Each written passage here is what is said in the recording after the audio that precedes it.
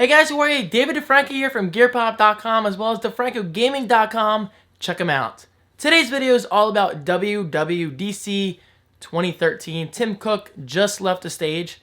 I wasn't there, but I was following the live vlog over at Engadget.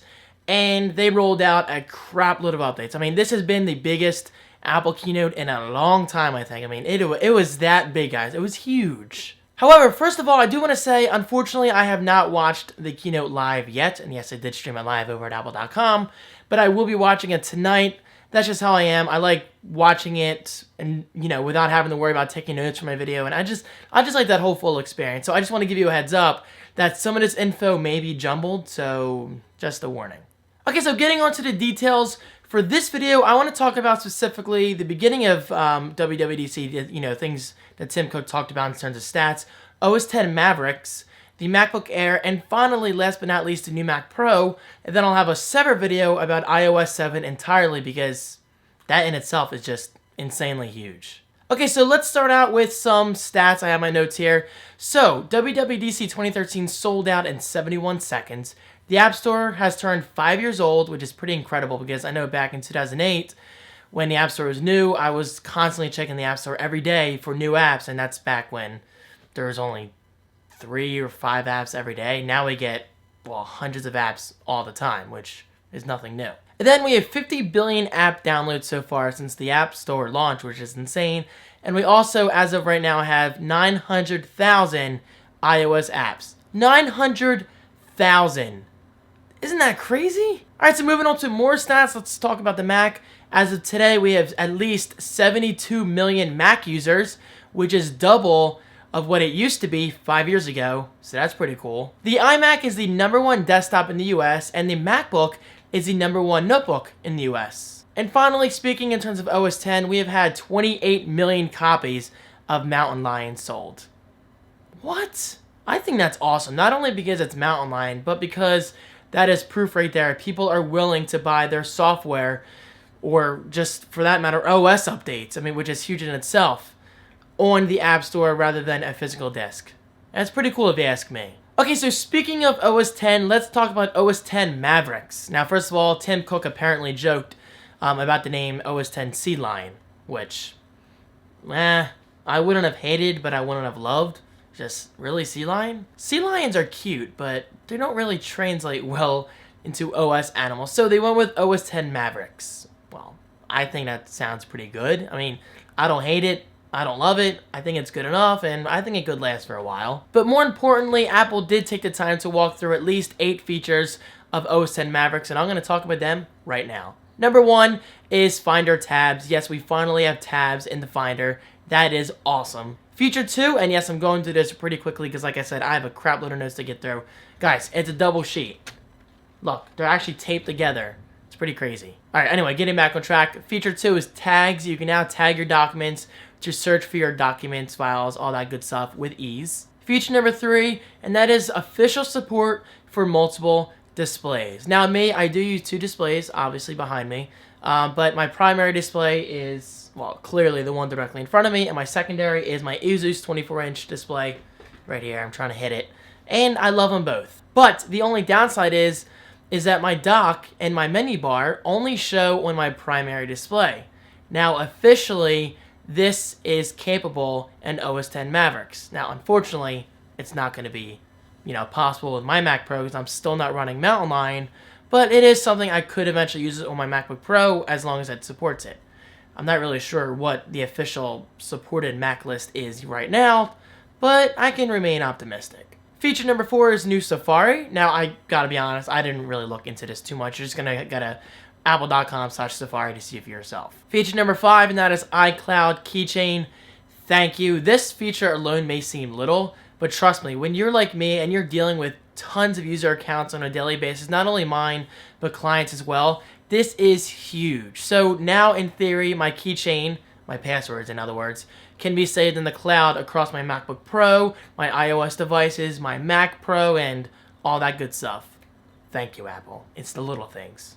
Feature number 6, and that is notifications. I said that kind of weird. Notifications improvements. This means that you can now receive iOS push notifications on your Mac. So this is really cool. So say you're playing a game or you're waiting for some kind of important update on a certain app that you have on your iPhone but you don't have on your Mac. Well, now in theory, you will receive that push notification from your iPhone on your Mac. And maybe vice versa. I'm not sure how that works. But at least you can get your iOS notifications on your Mac. That's pretty cool. Feature number 7, I believe I talked about this in my video, I'm not totally sure, but we now officially have an Apple Maps app built into OS X, so that same Maps interface and app, all that good stuff that you love on your iPhone, I quote love because there's so much hate for it. I actually like Apple Maps. I mean, granted, I don't use it on a daily basis, but it works pretty well for my usage. But anyway, getting to the point, it's now on the Mac, and I think that's pretty cool. I say pretty cool a lot. I really gotta stop doing that. And finally, last but probably least, is iBooks. I'm not a big iBooks user, but still it's there for people who do enjoy iBooks on their iPad, and iPhone, or iPod Touch, and now it's officially on the Mac. Win-win. And now that OS X's out of the way, not that it's not important, let's talk about hardware. Per my predictions, we do get brand new MacBook Airs across the line. Now, excuse me while I reference below because this is stuff I've not memorized yet. We have a new Haswell. Finally, the MacBook Airs do support Haswell as rumored, so that's always good. 2 times GPU performance, 40% faster graphics than before, and a far better battery life. Alright, so by far better, we mean going from 11-inch, you know, the 11-inch MacBook Air model, we're going from 5-hour battery life to 9 hours. Awesome. But it gets even better with the 13-inch model MacBook Air. We're going from 7 hours of battery life, which, if you ask me, is already pretty cool. I just said it again. To 12 hours of battery life. 12 hours. That's practically your entire workday. Awesome. Now, I'm not a MacBook Air user, but I've said this for a while now. I am a huge fan of the 11-inch MacBook Air. I think it's the perfect size. I just think it's incredible. I think it's a nice step up from the iPad if you're looking for that ultimate mobile experience, but you don't want to use iOS on a daily basis. Then I think the MacBook Air is sweet. That's just my personal opinion. Now, that is saying a lot because I used to hate the MacBook Air. I used to think it was overpriced, and I used to think it didn't have a proper place in the market. But nowadays, I think it's overall an awesome system. Oh, and of course, it does ship today, starting at $9.99. Pick it up. Well, if you have $1,000 to spare. I know I don't. And now, last but certainly not least, let's nerdgasm all over your faces, guys. It's Mac Pro time. I'm going to fly through this because my video recording time is almost up. A brand new Mac Pro, but Phil Schiller started by saying this: "Can't innovate anymore, my ass." Awesome. Thank you, Phil. Thank you so much for saying that, because I was sick and freaking tired of reading the BS all around the internet saying that Apple can no longer innovate. Apple doesn't care about their pro users. Say what? Guys, I have been trying to get this into people's heads for years now. Apple is not a stupid company. They know what their users want. And the fact that they're coming through with a brand new, kick-ass, all-around Mac Pro, awesome. Okay, so I gotta say, I don't know specifics yet, like in terms of release date, price, and all that stuff. And I haven't watched the keynote, like I said, so I haven't seen it myself. But from what I gathered, I just combined gathered and Engadget. But from what I gathered over at Engadget.com, this is what we know so far. Again, referring to my notes, we have a 12-core Intel Xeon processor, 256-bit processor at that, ECC memory with 1866 MHz DDR3 RAM, and I believe this may be true, I'm not totally sure, I believe it comes standard with dual GPUs, in other words, AMD FirePro graphics.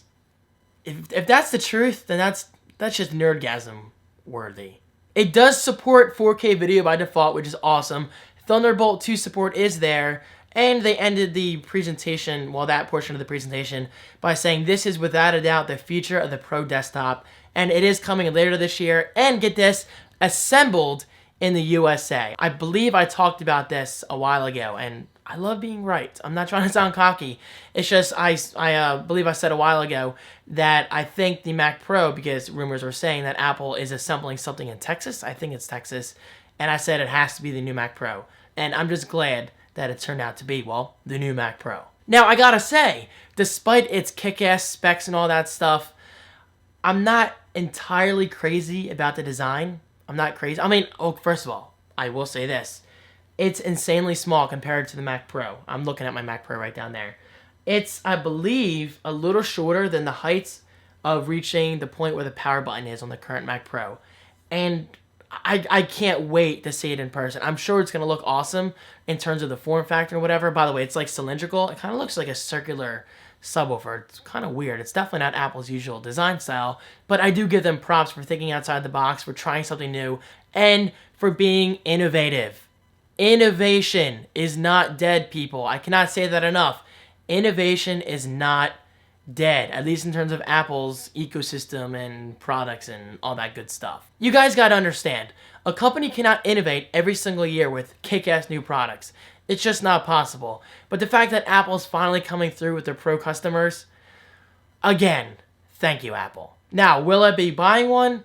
Yes, eventually. Not right now, obviously. Well, because one, it's not out until I can afford it. But eventually, I promised myself yes, because honestly, I do need to upgrade. My current Mac Pro is awesome, but it definitely shows signs of weakness here and there. Now, how much is it going to be? Like I said, we don't know exact price or release date. I mean, it's definitely coming out later this year, they said. But but in terms of price, I gotta say